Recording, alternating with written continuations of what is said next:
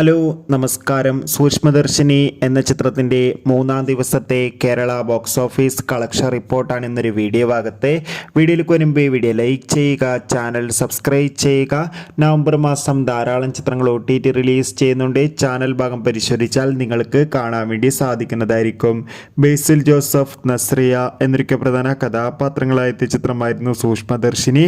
ചിത്രത്തിന് ഇന്നലെ രണ്ടാം ദിവസം 2,75,00,000 രൂപ കേരളത്തിൽ നിന്ന് സ്വന്തമാക്കാൻ വേണ്ടി സാധിച്ചിട്ടുണ്ടായിരുന്നു. ഫൈനലി ചിത്രത്തിൻ്റെ ഏറ്റവും പ്രധാനപ്പെട്ട മൂന്നാം ദിവസത്തെ കേരള ബോക്സ് ഓഫീസ് കളക്ഷൻ റിപ്പോർട്ടും പുറത്തുവന്നിരിക്കുകയാണ്.